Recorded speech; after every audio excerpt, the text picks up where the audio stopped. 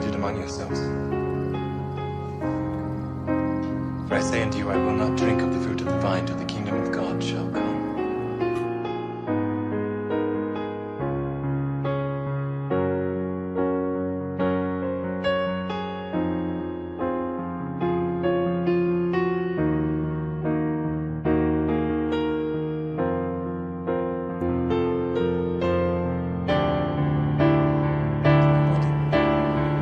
Which is given for you.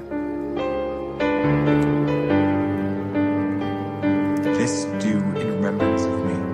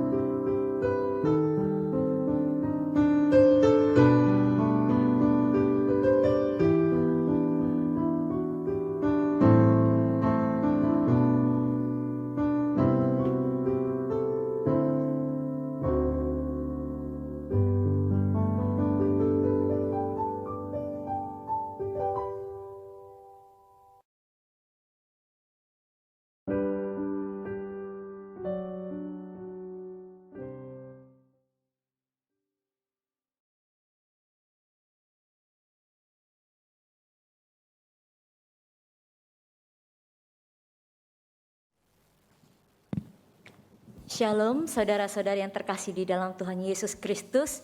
Dan saya ucapkan selamat tahun baru buat kita semua, baik yang ada di rumah maupun yang ada di ruang ibadah di tempat ini.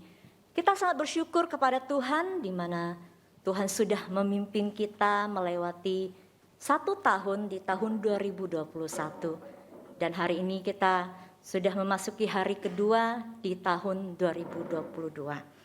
Kita bersyukur biarlah semua anugerah Tuhan boleh terus melimpah di dalam kehidupan kita.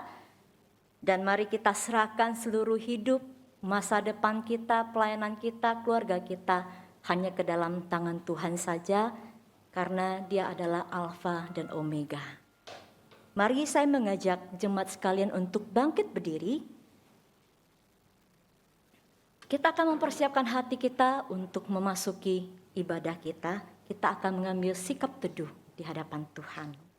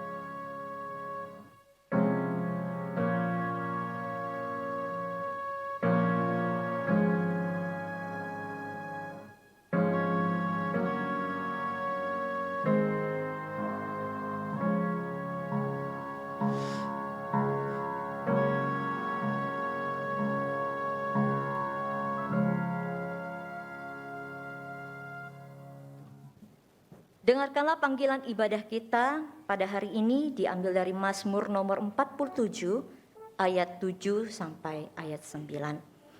Bermazmurlah bagi Allah, bermazmurlah, bermazmurlah bagi Raja kita, bermazmurlah.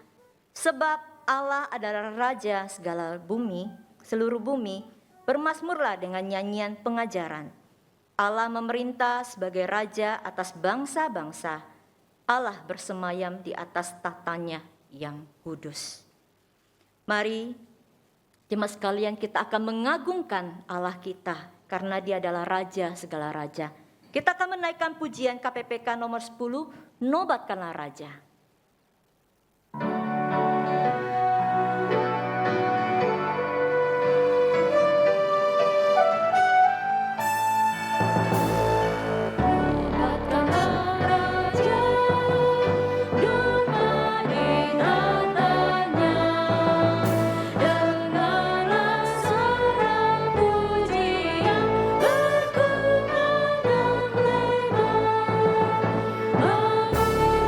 Di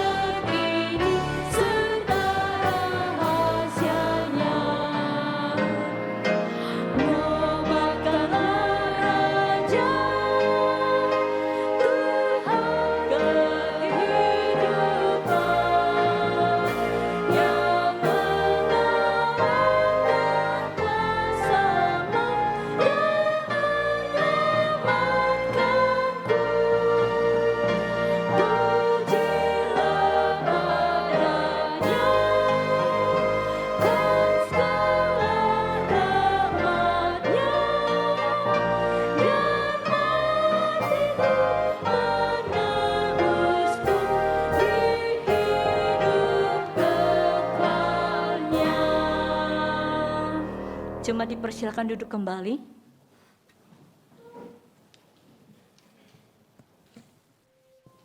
Dengarkan firman Tuhan yang diambil dari Mazmur nomor 26 ayat 2. Ujilah aku ya Tuhan, dan cobalah aku, selidikilah batinku dan hatiku. Kini tiba saatnya kita akan mempersiapkan hati kita. Kita ingin membuka hati kita dan mengundang Roh Kudus untuk menyelidiki hati kita yang paling dalam. Karena kita tahu bahwa kita ini adalah manusia berdosa. Mari kita datang di hadapan Tuhan, mengaku setiap dosa-dosa kita. Kita akan menaikkan pujian, selidiki aku.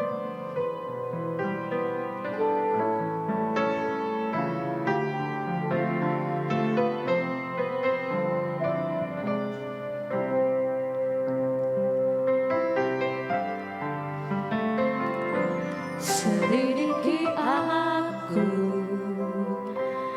lihat hatiku,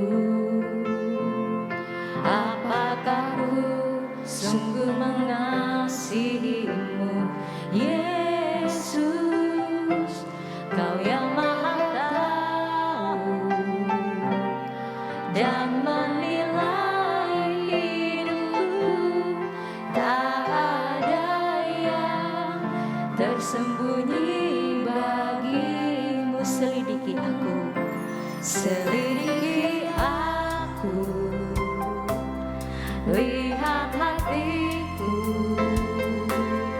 apakah ku sungguh mengasihimu, Yesus, Kau yang Maha Tahu dan menilai hidupku, tak ada yang tersembunyi bagimu. Telah kulihat kebaikan-Mu yang tak pernah habis di hidupku.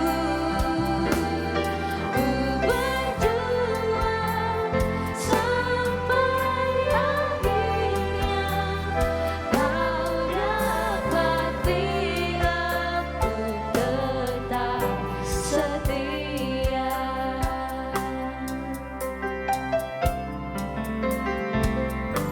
Selidiki aku, lihat hatiku, apakah ku sungguh mengasihimu, Yesus, Kau yang Maha Tahu dan menilai hidupku, tak ada yang tersembunyi bagimu. Tak kulihat kebaikan-Mu yang tak pernah habis di hidupku. Ku berjuang sampai akhirnya, Kau dapati aku tetap setia. Tak kulihat, saya mengajak jemaat membangkit berdiri, kebaikan-Mu yang tak pernah habis di hidupku. Ku berjuang sampai akhirnya, Kau dapati aku tetap setia. Mari kita merendahkan hati kita di hadapan Tuhan yang Maha Kudus. Kita mengaku dosa dan kesalahan kita di hadapan-Nya. Bapa, kami datang di hadapan-Mu dengan penuh kerendahan hati. Kami mengakui bahwa kami seringkali berlaku tidak sesuai dengan ketetapan-ketetapan-Mu. Seringkali kami membiarkan diri kami dikuasai oleh dosa yang pada akhirnya membelenggu kami sedemikian rupa. Tidak jarang kami bermain-main dengan dosa dan memilah-milah ini dosa kecil, ini dosa besar. Padahal kami tahu bahwa itu semua adalah perbuatan yang tidak berkenan di hadapan Tuhan. Oleh karena itu kami mohon belas kasihan-Mu Tuhan. Ampuni kami ya Tuhan. Ampuni dosa yang sering kali kami pikirkan, yang sering kami katakan, bahkan yang sering kami lakukan. Tidak jarang kami merusak lingkungan kami, menyakiti sesama kami, terlebih kami menyakiti Tuhan. Bapa di dalam sorga, kami sadar hanya di hadapan-Mu lah kami dapat memohon. Kami sadar hanya di hadapan-Mu lah kami dapat beroleh pengampunan. Oleh karena itu kami datang di hadapan-Mu. Kami percaya pengorbanan Kristus, anak-Mu yang tunggal itu berkuasa memberi pengampunan dosa. Ampuni kami ya Tuhan. Tetapi jangan biarkanlah kami mempermainkan keselamatan dan pengampunan yang telah Engkau berikan. Ajarlah kami untuk melakukan apa yang menjadi ketetapan-ketetapan-Mu. Dan biarlah Roh Kudus-Mu memimpin hidup kami untuk menjalani kehidupan ini sesuai dengan kehendak-Mu. Terima kasih Tuhan. Terima kasih atas pengasihan.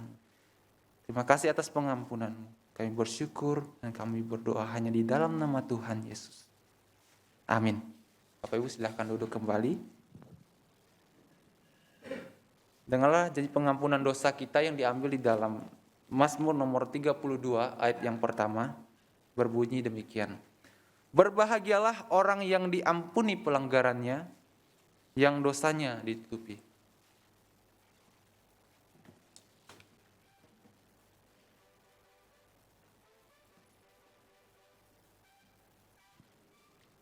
Mari kita akan menaikkan pujian syukur kita. KPPK 179. Kini ku milik Yesus.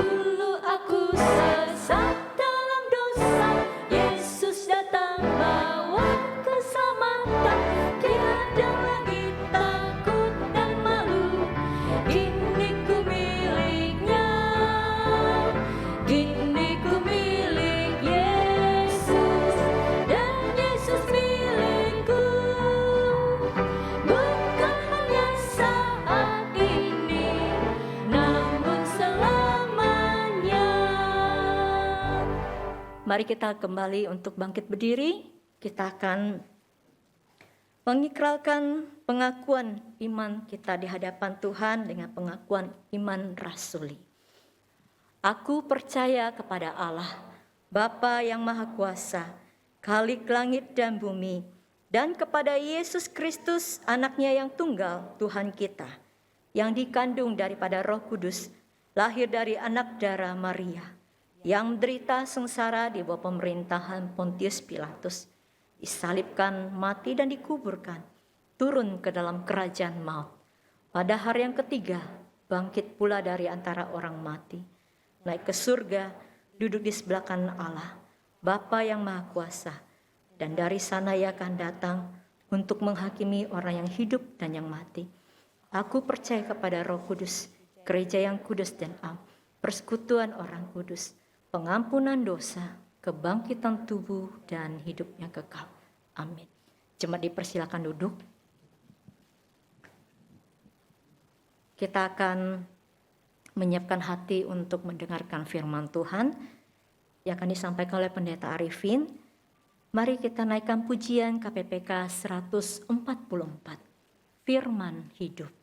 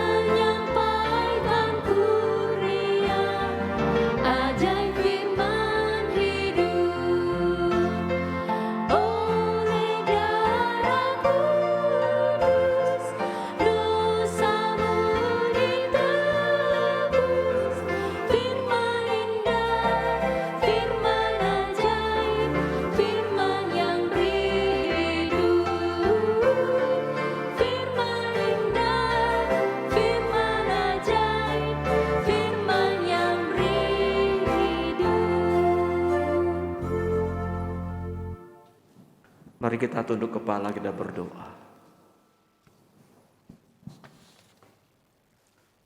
Tuhan, biarlah pada saat ini Engkau membuka hati pikiran kami.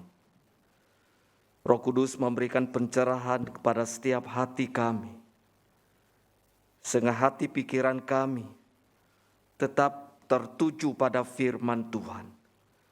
Jangan biarkan kuasa-kuasa lain, hal-hal lain yang menarik hati pikiran kami, sehingga ketika kami mendengarkan firman Tuhan, lalu berlalu begitu saja. Kami merindukan bahwa Allah Roh Kudus menuntun, menguasai hati pikiran kami. Sehingga pada saat kami mendengarkan firman Tuhan, kami sungguh-sungguh mendengarkan bahwa Tuhan berbicara kepada kami, pribadi lepas pribadi. Tuhan, tenangkan hati kami, supaya pada saat ini kami boleh mengalami Engkau. Sehingga di minggu pertama ini, di tahun yang baru, kami sungguh-sungguh memulai lembaran yang baru, berjalan bersama-sama dengan Engkau ya Tuhan. Terima kasih Tuhan, taruh hamba-Mu di belakang kayu salib, dan Kau membukusi dengan darah-Mu yang kudus, sehingga setiap penyampaian firman Tuhan membawa kuasa transformasi dalam hidup kami. Di dalam nama Tuhan Yesus kami berdoa. Amin. Senang sekali jemaat yang saya kasih dalam Tuhan, pada pagi hari ini kita bisa memulai minggu yang pertama di bulan Januari tahun yang baru 2022. Saya tidak tahu bagaimana kita memasuki tahun baru ini, tapi satu hal yang pasti kita meyakini bahwa Tuhan yang sama, Tuhan yang tidak berubah, Tuhan yang setia akan menuntun kehidupan kita sepanjang tahun 2022. Amin. Amin. Kita meyakini bahwa Tuhan yang setia. Kalau di masa-masa yang sulit, saudara, 1 tahun yang lalu, Dia setia menuntun kita melewatinya, dan di tahun yang baru tetap percaya bahwa Dia akan menuntun kita. Saudara, kita akan membuka surat 1 Yohanes. 1 Yohanes pasal yang pertama, ayat 1 sampai ayat yang keempat. Supaya saudara ada satu pemahaman yang lengkap, saya mau sampaikan bahwa mulai minggu pertama ini, kemudian sepanjang bulan, kemudian bulan kedua, bulan ketiga, kita akan eksposisi 1 Yohanes. Supaya kita ada sebuah gambaran yang lebih lengkap memahami surat Yohanes ini. Saudara, 1 Yohanes pasal yang pertama, ayat 1 sampai ayat yang keempat, saudara membukanya, saya akan membacakannya. Apa yang telah ada sejak semula, yang telah kami dengar, yang telah kami lihat dengan mata kami, yang telah kami saksikan dan yang telah kami raba dengan tangan kami tentang firman hidup, itulah yang kami tuliskan kepadamu.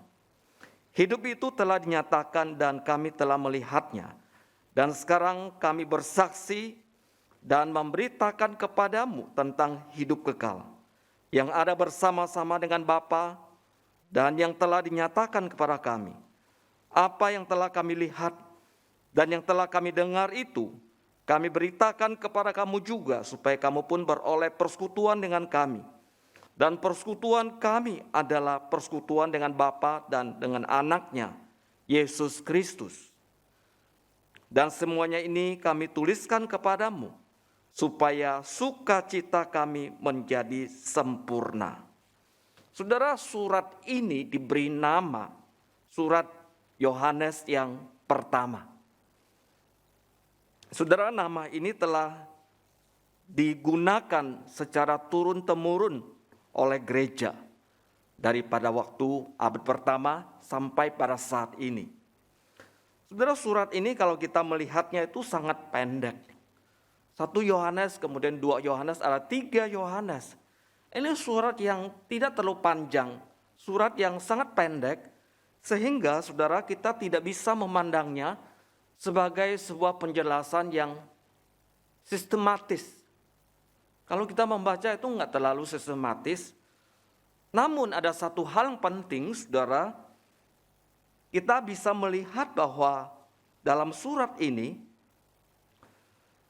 kita bisa melihat ada kepercayaan yang sangat mendasar, saudara, yang ditekankan oleh Rasul Yohanes, yang pada saat itu menghadapi ancaman-ancaman pengajaran yang sesat, yang akan merusak iman Kristen.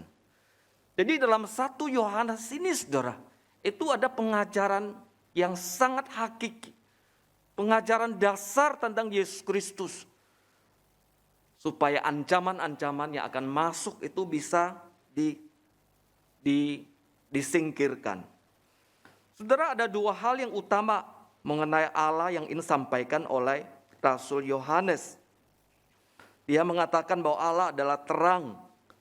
Artinya dalam Dia itu tidak ada kegelapan sama sekali. Dalam Dia itu ada terang. Jadi Allah itu tidak ada kegelapan. Kemudian juga dikatakan bahwa Allah adalah kasih. Dan hal ini menjadikan Dia mengasihi kita terlebih dahulu. Sebelum kita mengasihi Dia, saudara. Dia sudah mengasihi kita dengan mengutus anaknya yang tunggal. Datang ke dalam dunia untuk menghapus dosa-dosa kita. Karena Dia mengasihi kita. Kita kembali melihat ayat yang pertama, saudara. Apa yang telah ada sejak semula, yang telah kami dengar, yang telah kami lihat dengan mata kami, yang telah kami saksikan, dan yang telah kami raba dengan tangan kami tentang firman hidup, itulah yang kami tuliskan kepadamu. Saudara, yang menulis surat ini adalah Rasul Yohanes. Saudara, dia adalah anak Zebedius dan ibunya bernama Salome. Saudara-saudara kandungnya itu bernama Yakobus. Jadi dia punya saudara namanya Yakobus. Jadi Yohanes ini anaknya Zebedius. Saudara, Yohanes adalah sosok yang sangat unik kalau dibandingkan dengan murid-murid Tuhan Yesus yang lainnya. Murid-murid Tuhan Yesus yang lainnya, saudara, kita melihat bahwa mereka semuanya mati, martir. Mereka mati bagi Tuhan. Ada yang dipancung, ada yang disalibkan, dan ada yang mengalami berbagai siksaan. Tetapi Rasul Yohanes unik karena dia hanya dibuang di Pulau Patmos dan dia matinya itu pada masa tuanya. Jadi dia nggak mengalami mati martir. Saudara, Yohanes menulis cukup banyak. Kalau kita melihat perjanjian baru, Paulus menulis cukup banyak surat. Tapi Yohanes, saudara, menulis ada 5. Injil Yohanes. Kemudian 1, 2, 3 Yohanes. Kemudian menulis kitab Wahyu pada waktu dia dibuang di Pulau Patmos. Saudara, dikatakan bahwa Yohanes adalah saksi mata. Saudara, kalau di pengadilan kita tahu ya tentang saksi mata itu adalah orang yang sangat penting. Karena saksi mata adalah orang yang melihat secara langsung. Saudara, Yohanes adalah saksi mata. Saudara, dia terlibat langsung di dalam berbagai peristiwa di dalam pelayanan pada waktu Yesus melayani. Pada waktu Yesus membangkitkan anak Jairus, saudara, dia ada di situ. Pada waktu Yesus naik di atas bukit, Yohanes diajak bersama. Bahkan dia melihat peristiwa transfigurasi. Dia melihat bahwa Tuhan Yesus bercakap-cakap dengan Musa dan Elia. Dan Yohanes melihatnya dengan mata kepalanya sendiri. Saudara, dia juga diajak berdoa di Taman Getsemani sebelum Yesus diserahkan. dia melihat rombongan prajurit bagaimana menangkap Tuhan Yesus. Dia menyaksikannya.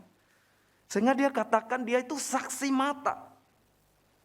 Kemudian di saat terakhir perjamuan malam atau yang disebut dengan The Last Supper, 最后晚餐, Yohanes di situ hadir, saudara. Bahkan ketika Yesus mengatakan, di antara kamu ada yang mengkhianati saya.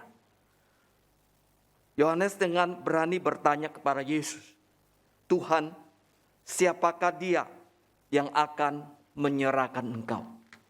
Dia berani bertanya, karena dia punya hubungan, kedekatan dengan Yesus. Saat Yesus diadili, saudara, dia berani masuk ke dalam rumah imam besar, kemudian mengikuti Yesus, saudara, sampai di Bukit Golgota. Kita tahu bahwa pada saat itu murid-murid dalam ketakutan. Mereka kocar-kacir, mereka meninggalkan Yesus. Tapi Yohanes, tampaknya dia sosok yang polos, saudara, dia mengikutinya. Sehingga orang juga tidak terlalu curiga sama dia. Sampai di Bukit Golgota. Saat penyalipan, Yohanes berada di dekat salib Yesus. Dan Yesus memintanya, anakku, Yohanes, kamu menjaga ibu. Ini ibumu. Jadi Maria, Yesus titipkan kepadanya supaya diperhatikan. Setelah mendengar berita peristiwa kebangkitan, saudara, Yohanes dan Petrus inilah pertama-tama berlari menuju ke kubur Yesus. Dan Yohanes yang pertama-tama, saudara, dia percaya bahwa Yesus benar-benar bangkit dari kematian. Saudara, sampai di sini kita bisa melihat Yohanes bukanlah seorang sosok yang asal mengarang, asal menceritakan peristiwa. Tapi dia saksi mata. Dia melihatnya secara langsung. Saudara, di sini Yohanes dengan penuh gairah mengatakan bahwa apa yang telah ada sejak semula tentang Yesus, yang telah kami dengar, yang telah kami lihat dengan mata sendiri, yang telah kami saksikan dan meraba dengan tangan kami sendiri tentang firman hidup, itulah yang kami tuliskan kepadamu. Saudara, berita sebesar itu, berita sepenting itu, saudara, Yohanes katakan itulah yang kami tuliskan kepadamu. Saudara, kalau biasa berita penting, banyak orang kadang dia tidak memberitakan. Dia bisa sembunyikan, apalagi kalau berita itu adalah berita yang membuat sebuah keuntungan, saudara. Tapi Yohanes adalah, dia tidak menyembunyikan berita sepenting itu, berita sebesar itu, saudara. Dan dia memberitakannya. Dia menuliskan kepada kamu. Saudara, di sini Yohanes mau menegaskan dan menekankan kepada setiap kita, pembaca suratnya, termasuk kita pada saat ini, membaca firman Allah, membaca suratnya mengenai firman hidup Yesus Kristus, bahwa kita tidak perlu meragukan apa yang dituliskannya. Kita tidak perlu mengsangsikan apa yang dituliskan dalam surat Rasul Yohanes ini. Tidak perlu bimbang, saudara, apakah ini benar atau enggak. Kadang kan ada berita, saudara, misalnya di HP kita dapat, saudara. Karena belakangan banyak ada berita bohong, saudara. Orang akan mikir, ini beritanya benar enggak, saudara. Sehingga harus dicek kembali, saudara, di TV. Oh, ini hoax, oh ini bukan. Ini berita, ini hoax dan ini berita. Saudara kasih dalam Tuhan Yesus, Yohanes mengatakan bahwa ini tidak perlu diragukan. Kamu nggak perlu sangsikan. Kamu perlu nggak bimbang. Ini berita yang benar, tentang sosok Yesus. Karena dia adalah saksi mata. Dan dia melihat dengan mata kepala sendiri. Dan dia langsung peristiwa-peristiwa kristologi yang terjadi dan dia menyaksikannya. Saudara, banyak orang bercerita. Kalau dia bukan saksi mata, dia bercerita, saudara. Kira-kira hasilnya apa? Dia bukan saksi mata, dia bercerita. Maka hasilnya adalah dia akan mengarang-arang cerita. Mungkin untuk sebuah kebohongan. Untuk sebuah tujuan tertentu. Dan ini mungkin sering terjadi, saudara. Ketika di pengadilan. Makanya ada sumpah, saudara. Artinya menekankan pada dia. Kamu jangan mengarang-arang cerita. Kamu jangan sembarang bersaksi. Tetapi Yohanes adalah saksi mata. Saudara, menjelang tahun 100 Masehi. Banyak tantangan sudah muncul dalam gereja. Jadi ternyata perjalanan gereja itu tidak mulus-mulus, saudara. Mulai ada tantangan yang masuk. Jadi orang-orang Kristen yang pada saat itu, generasi kedua, sudah generasi ketiga, saudara. Yang dimaksud generasi pertama adalah orang yang pernah bertemu dengan murid-murid Yesus. Itu generasi pertama. Kemudian generasi kedua, orang gak pernah lihat dengan rasul. Atau generasi ketiga, saudara. Jadi iman mereka sudah tidak seteguh dengan iman Kristen generasi pertama. Saudara, mereka mudah goyah. Mereka mudah terpengaruh oleh ajaran-ajaran yang juga sudah mulai masuk di dalam gereja. Dan banyak perkembangan perubahan pada satu terjadi. Kadang kita berpikir mungkin di abad ketiga atau abad 4 ada perubahan. Sudah ternyata di awal-awal kekristenan itu sudah mulai ada berbagai tantangan yang masuk di dalam kekristenan itu sendiri. Sudah bagaimana keadaan orang rohani orang Kristen pada saat itu? Keadaan rohani orang Kristen pada saat itu minimal ada 3 hal yang bisa kita lihat. Yang pertama adalah orang Kristen pada satu hatinya tidak berkobar-kobar, saudara. Jadi hatinya nggak berapi-api, saudara.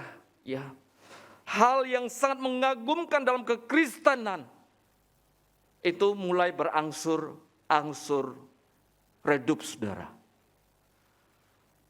Itu membahayakan, saudara. Jadi orang Kristen hanya menyaksikan hal-hal yang menakjubkan, saudara.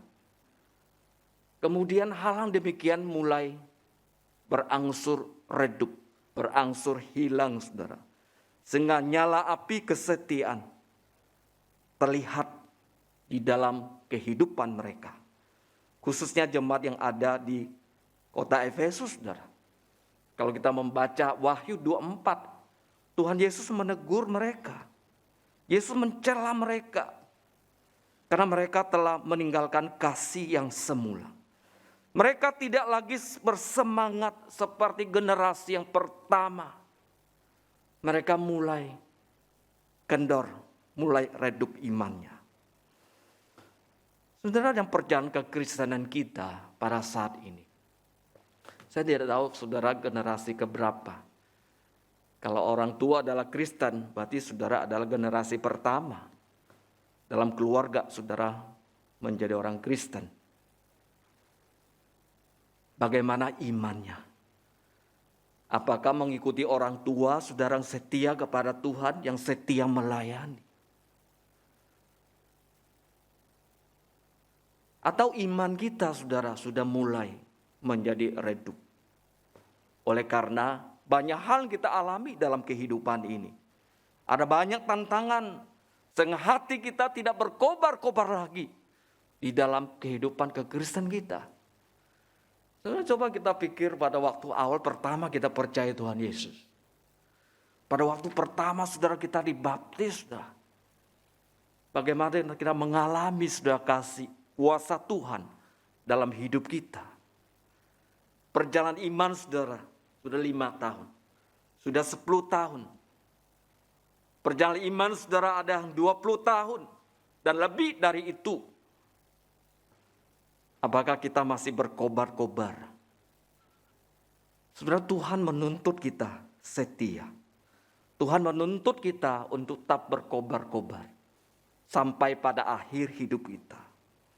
Yang kedua, saudara, kita lihat selain orang Kristen pada saat itu tidak lagi berkobar-kobar, orang Kristen pada saat itu mereka tidak lagi memegang standar pengajaran perjanjian baru. Jadi yang pada satu yang menjadi pengajaran utama, pengajaran primer saudara, itu adalah perjanjian baru. Jadi orang Kristen enggak lagi menjadikan itu sebagai standar saudara. Artinya mereka sudah mulai ada berkompromi dengan pengajaran yang lain. Khususnya dalam hal hidup kekudusan. Mulai kompromi dengan apa yang ada di sekitarnya. Saudara, dalam iman kita, Tuhan menuntut kita, saudara,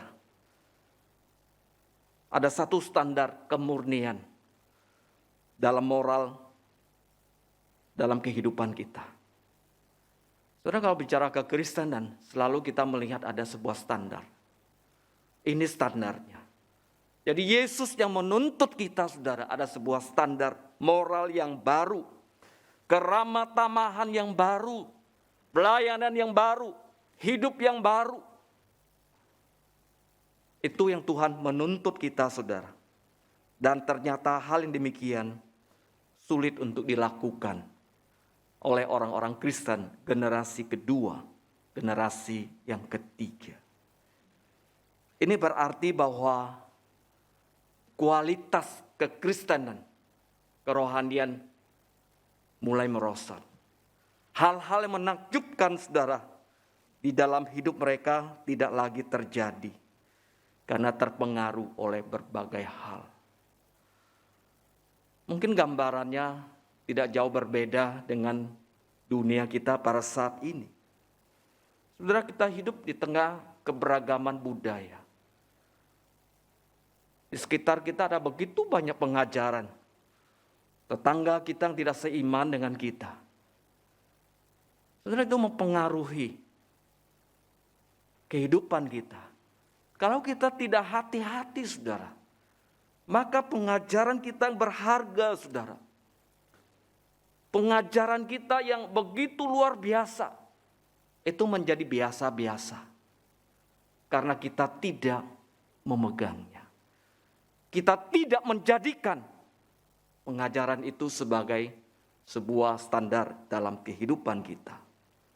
Munculnya berbagai budaya.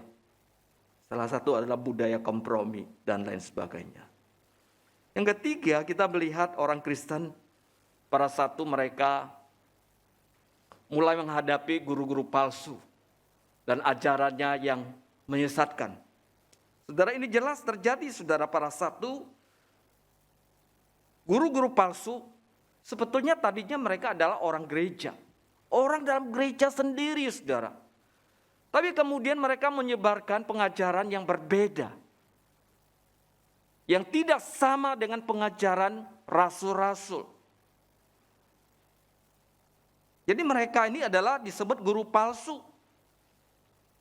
Mereka ini menolak Yesus sebagai Kristus. Menolak Yesus sebagai Mesias yang dijanjikan. Sebetulnya mereka ini bukan kelompok Gnostik. Sebetulnya mereka ini adalah orang-orang Yahudi sendiri, saudara. Tapi yang lebih serius lagi adalah bahwa pada saat itu dalam gereja muncul pengajaran palsu yang berupaya sejajarkan kekristenan dengan Gnostitisme.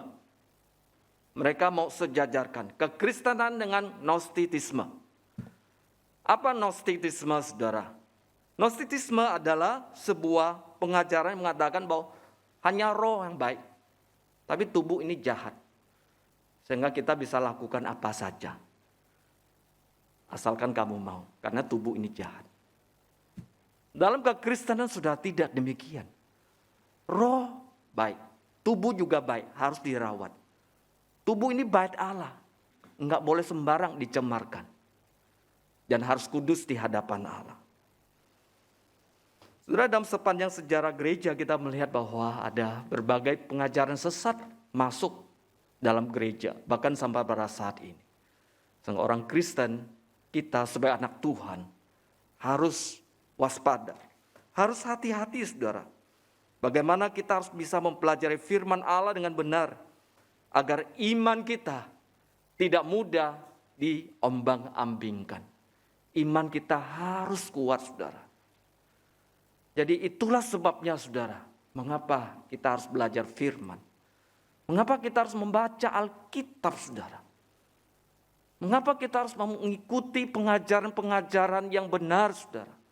Oleh karena begitu banyak pengajaran sesat yang sedang menunggu, sedang melihat kita. Ketika kita tidak punya sebuah pegangan, maka mereka dengan mudah masuk, menyusup di dalam kehidupan kita. Kembali saudara, Yohanes adalah saksi mata. Saudara, artinya saksi mata adalah artinya melihat dengan kepala sendiri. Saudara, dia mengenal firman hidup itu. Dia mengatakan bahwa dia sudah melihatnya. Dia sudah mendengarnya. Dia sudah melihatnya dengan mata kepala sendiri. Bahkan dikatakan sudah merabanya. Sehingga itulah yang kami tuliskan kepadamu. Saudara, ungkapan dalam bahasa asli yang merabanya, itu artinya dia dengan sengaja meraba firman hidup itu, yaitu Yesus Kristus. Jadi Yohanes dengan sengaja dia merabanya. Coba, ini ya, itu firman hidup. Itu yang dia katakan. Dengan sengaja merabanya. Kemudian itulah membuktikan bahwa apa yang disebut firman itu adalah benar dan hidup. Dan firman itu adalah Allah. Dalam Yohanes 1 ayat 1. Firman itu adalah Allah. Pada mulanya adalah firman. Firman itu bersama-sama dengan Allah. Dan firman itu adalah Allah. Ini yang mau disampaikan oleh Yohanes. Saudara, jika seorang mempunyai konsep yang salah tentang Yesus Kristus, konsepnya nggak benar, maka dia mempunyai konsep yang salah tentang Allah. Banyak orang berpikir bahwa Yesus hanya adalah seorang guru teladan. Yesus adalah guru yang baik. Yesus mengajarkan jalan yang baik. Ada yang mengatakan bahwa Yesus adalah nabi. Itu konsep yang keliru, saudara. Benar bahwa Yesus guru yang baik. Benar bahwa Yesus adalah nabi. Tapi ada satu hal yang penting, saudara, yang tidak disebutkan. Bahwa Yesus adalah Allah yang telah menjelma menjadi manusia. Inkarna dalam bahasa Yunaninya. Artinya, Logos telah menjadi daging. Itu yang dilupakan orang. Orang hanya melihat Yesus sebagai sosok mengajar sesuatu yang baik. Tidak, saudara. Dia adalah Allah. Itu yang benar, saudara. Saudara kasih dalam Tuhan Yesus. Ketika seseorang punya konsep salah tentang Yesus, maka dia mempunyai konsep yang salah tentang Allah. Sebab Yesus Kristus adalah penyataan Allah yang terakhir, yang sempurna kepada setiap kita. Kemarin kan kita merayakan Natal. Itu Allah datang ke dalam dunia. Firman telah menjadi daging bersama-sama dengan kita. Ayat kedua, saudara. Dikatakan hidup itu telah dinyatakan. Dan kami telah melihatnya. Dan sekarang kami bersaksi dan memberitakan kepada kamu tentang hidup kekal. Yang ada bersama-sama dengan Bapa yang telah dinyatakan kepada kami. Saudara, di sini disebutkan hidup. Hidup itu telah dinyatakan. Indah sekali saudara. Hidup itu telah dinyatakan. Bahasa Mandarinnya ya. 这生命已经显现出来. 这生命已经显现出来. Hidup itu telah dinyatakan saudara. Saudara, hidup itu menunjukkan daya hidup. Hidup itu menandakan atau menunjukkan dasar atau kekuatan hidup yang menjiwai gerak dan tindakan manusia. Kita ada hidup saudara baru bisa bergerak. Menggerakkan manusia, pikiran, perasaan. Saudara, bagi Yohanes itu hidup itu enggak abstrak. Hidup itu nyata seperti Kristus sendiri. Artinya bisa dilihat saudara. Bukan abstrak. Bukan tidak kelihatan. Tidak abstrak. Artinya kelihatan. Dikatakan bahwa hidup itu telah nyatakan kepada kita. Sekali lagi saudara, hidup itu tidak disembunyikan. Yohanes mengatakan hidup itu dibukakan saudara. Dibukakan kepada kita. Sehingga saudara dan saya nggak perlu mencarinya saudara. Nggak perlu mencarinya di mana-mana. Kita tahu saudara ada orang mencari hidup.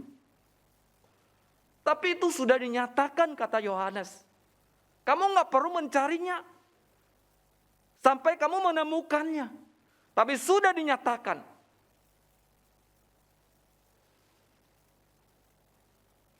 Saudara, ungkapan ini berarti bahwa telah dijadikan terbuka. Enggak tertutup. Dapat dilihat atau menjadi nampak. Saudara, ini menunjukkan sebuah peristiwa pada masa silam yang lalu. Bahwa Yesus menampakkan diri. Yesus dalam sejarah. Kisah-kisah Yesus saudara. Kisah tentang kematian, kebangkitan, kenaikan Yesus. Bukanlah sebuah fisik. Bukanlah sebuah cerita fiktif. Tapi terjadi dalam sejarah. Saudara, mengenal Yesus berarti mengenal Allah. Bahwa dia Yesus yang hidup. Bahwa dia adalah jalan yang hidup. Dan Yesus sendiri mengatakan, Yesus adalah jalan dan kebenaran dan hidup. Yesus sendiri mengatakan, akulah kebangkitan dan hidup. Yesus sendiri mengatakan, akulah roti hidup yang turun dari surga. Dan dinyatakan, tidak disembunyikan. Yang kedua saudara, selain hidup itu telah nyatakan kepada kita, hidup itu dialami oleh kita. Nah, saudara, ini yang lebih penting. Hidup itu dialami kita. Jadi Yohanes mengenal Yesus itu secara pribadi. Secara personal. Dia mengenalnya. Dia mengalaminya. Dia melihatnya. Dia mendengarnya. Kata-kata Yesus. Dan dia mendengar lalu dia mentaatinya. Dia mendengar. Lalu dia mentaatinya. Yesus itu nyata saudara. Yesus bukan hantu. Murid-murid pernah mengiranya hantu ya ketika Yesus berjalan di atas air. Yesus itu bukan saudara. Dia bukan hantu. Dia juga bukan sebuah visi atau sebuah bayangan. Tapi dia real. Dia adalah Allah dalam bentuk manusia. Mungkin ada yang mengatakan Yohanes lebih beruntung karena dia hidup di zaman Yesus. Sehingga dia bisa mengenal Yesus secara pribadi. Bisa melihat, bisa merabanya. Kalau saya gimana? Saya 20 abad kemudian Nggak bisa dong. Kita keliru, saudara. Yohanes mengenal Yesus bukan karena dia meraba. Juga bukan karena dia melihat. Yohanes mengenal Yesus secara pribadi. Itu adalah secara rohani. Dia benar-benar mengalaminya. Yesus secara rohani, secara pribadi. Jadi bukan secara fisik, saudara, yang membuat dia intim dengan Yesus. Tapi benar-benar dia mengalami secara rohani. Sehingga pada saat ini, sekalipun 20 abad kemudian, kita pun tetap bisa mengalami Yesus secara rohani. Seperti pada saat ini. Atau sebentar kita akan makan perjamuan kudus. Kita boleh mengalami dia. Yang terakhir, saudara, hidup itu diberitakan kepada orang lain. Kalau hidup itu telah dinyatakan kepada kita. Kalau kita sudah mengalami hidup itu sendiri di dalam Yesus Kristus. Lalu kita tidak menyimpannya. Kita memberitakannya kepada orang lain. Yohanes mengatakan, kami telah mendengar dan kami memberitakannya kepada kamu. Dan kita yang hari ini, yang melihat bahwa itu berita yang bermakna. Hidup yang berarti. Kita tidak menyimpannya. Kita juga punya kerinduan untuk membagikan hidup itu kepada orang lain. Khususnya kepada orang yang dekat dengan kita. Orang-orang yang kita kenal. Seperti yang dilakukan oleh Yohanes. Sehingga mereka pun mendapatkan hidup itu sendiri. Di ayat ketiga dan ayat 4. Yang terakhir. Dikatakan apa yang telah kami lihat. Dan telah kami dengar itu, kami beritakan kepada kamu juga. Supaya kamu pun beroleh persekutuan dengan kami. Dan persekutuan kami adalah persekutuan dengan Bapa dan dengan anaknya Yesus Kristus. Dan semua ini kami tuliskan kepadamu. Supaya sukacita kami menjadi sempurna. Memasuki tahun 2022. Di minggu pertama. Di awal tahun. Saudara, kita tidak berjalan sendiri. Kita tidak berjalan tanpa tujuan. Seperti mereka yang tidak mengenal Yesus. Mereka tidak tahu apa yang terjadi. Mereka tidak tahu bagaimana berjalan di tengah dunia ini. Tapi kita tidak. Karena firman hidup. Yesus Kristus. Dan persekutuan kita yang intim dengan Dia. Yang akan menginspirasi kita. Yang akan menuntun setiap langkah-langkah kehidupan kita. Persekutuan kita dengan Kristus itu. Dengan firman yang hidup itu.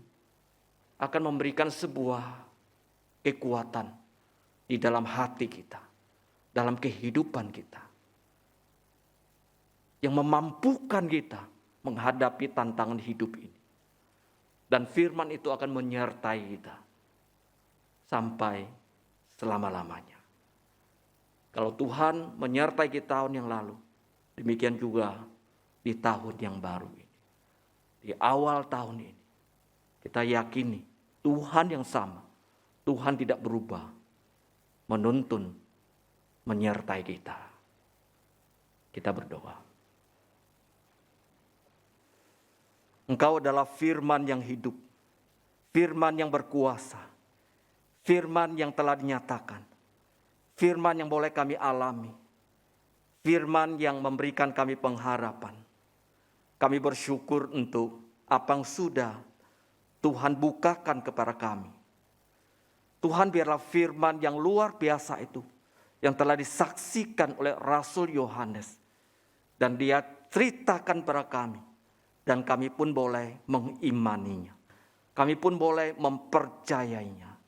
Tuhan, Kau tolong kami ketika kami masuki di tahun yang baru ini.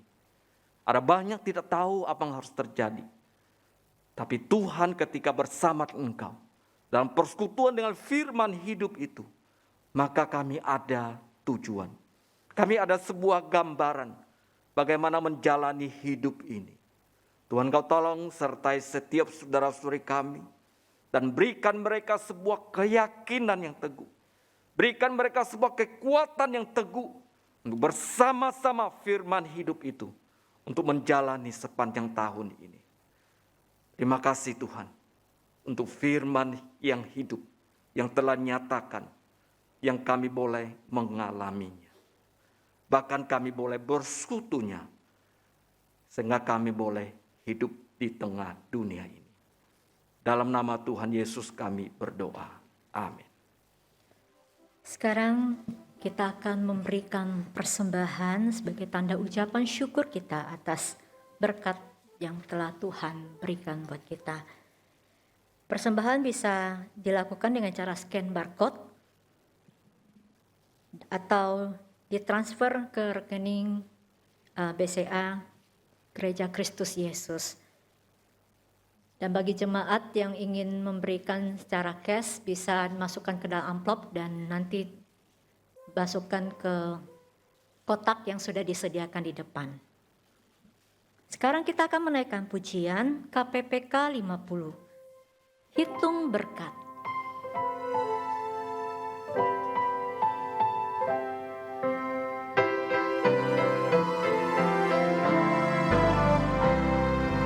Bila gelombang kehidupan menimpa, hati jadi takut dan putus asa.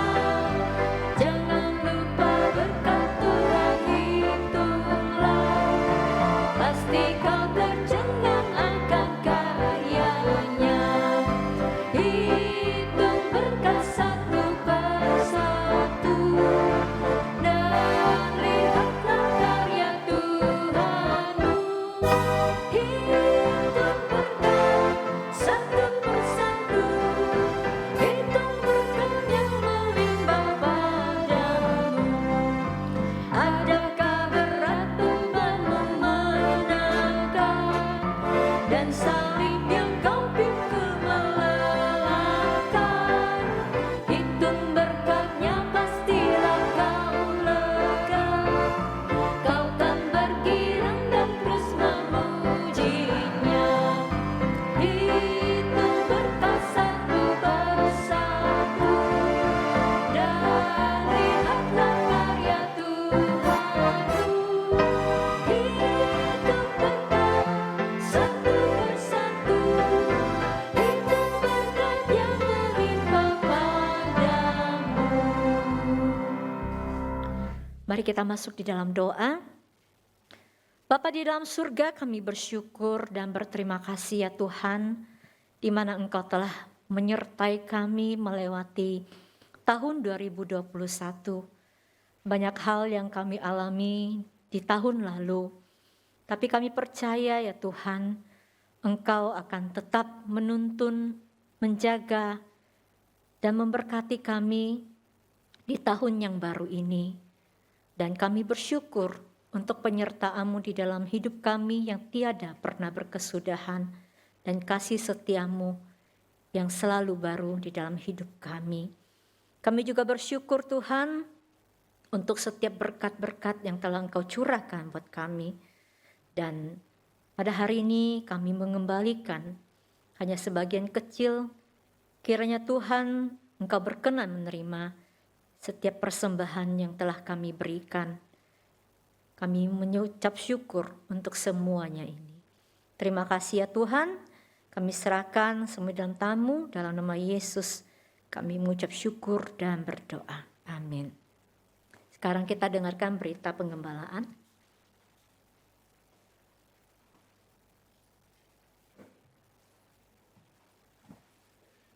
Shalom jemaat yang kasih dalam Tuhan, baik kita yang ada di gedung gereja ataupun kita yang ada di rumah saat ini, biarlah anugerah Tuhan senantiasa cukup bagi kita melewati akan tahun 2022 sepanjang 1 tahun ini.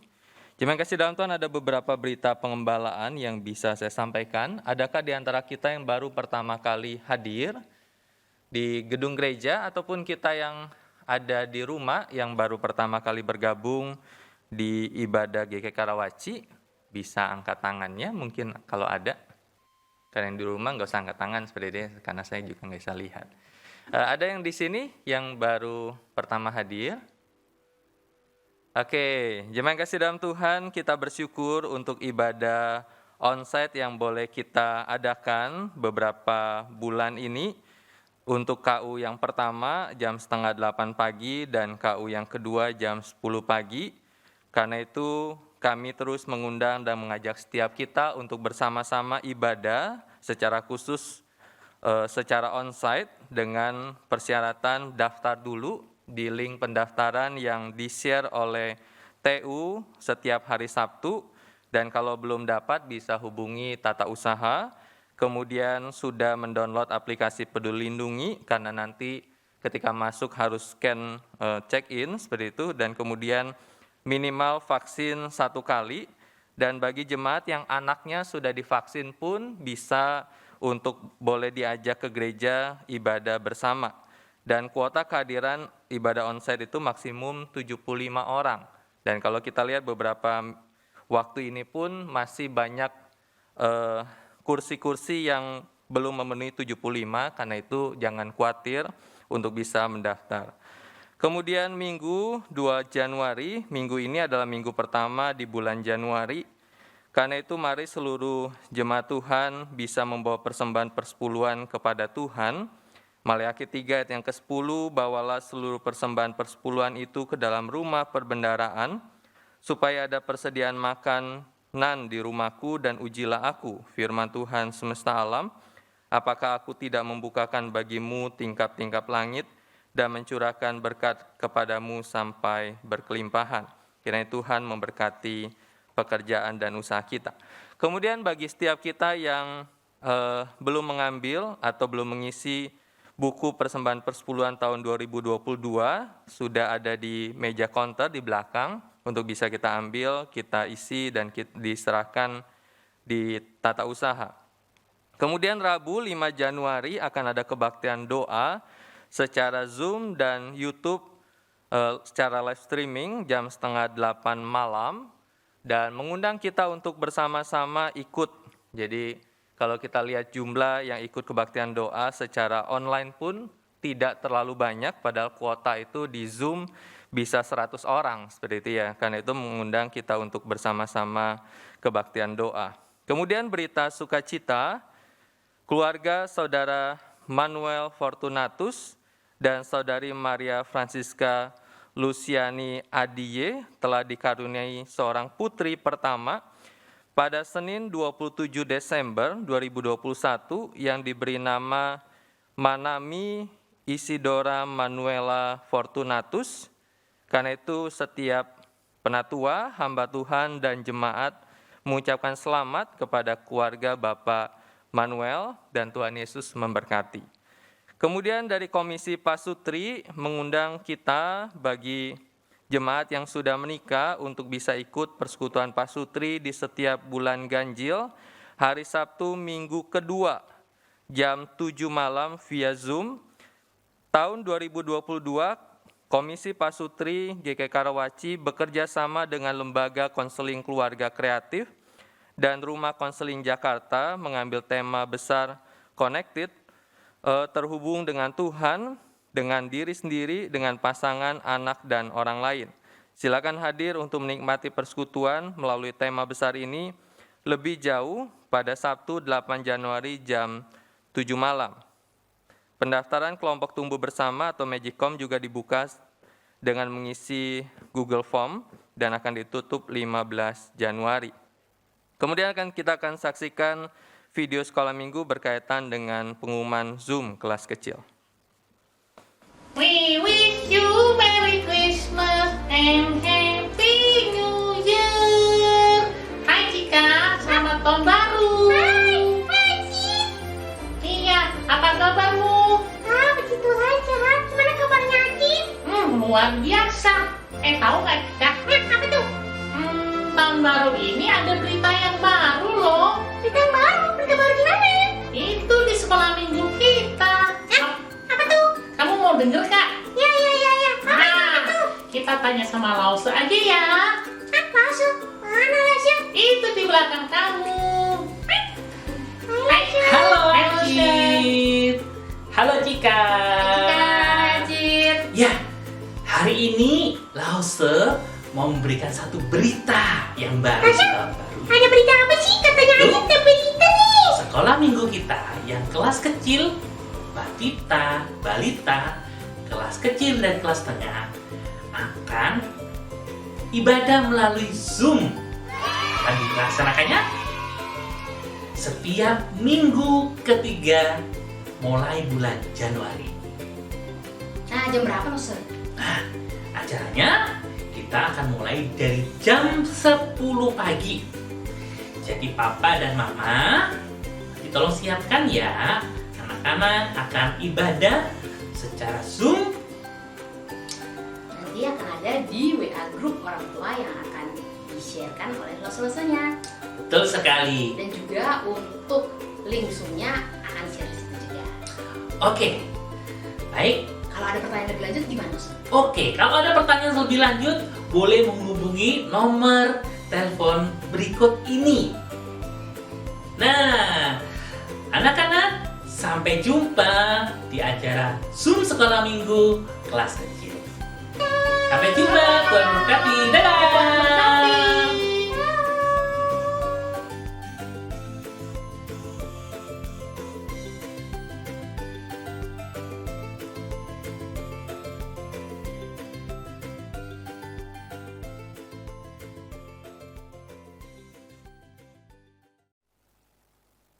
Demikian berita pengembalaan yang bisa saya sampaikan. Mengundang sidang berdiri, kita akan mengakhiri kebaktian pada pagi hari ini. Kembalilah ke dalam kehidupan sebagai seorang murid Kristus. Taatilah firman dan bersaksilah bagi Tuhan. Kuatkanlah yang lemah dan bantulah yang kekurangan. Kasihilah dan layani Tuhan dengan segenap hatimu. Doksologi. Puji Allah Bapa Putra, puji Allah Roh Kudus, ketiganya Yang Esa. Pohon selamat sumber berkah.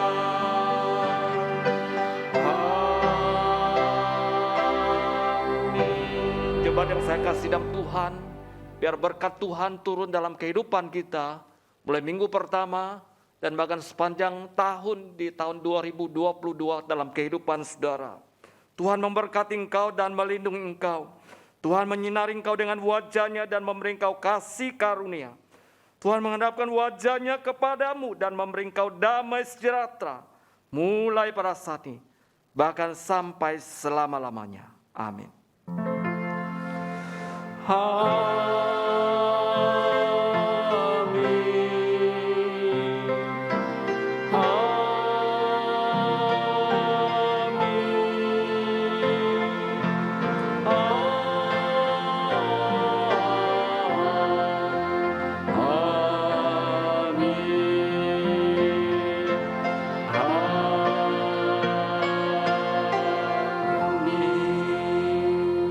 Jemaat silakan duduk saat teduh kebaktian sampai di sini.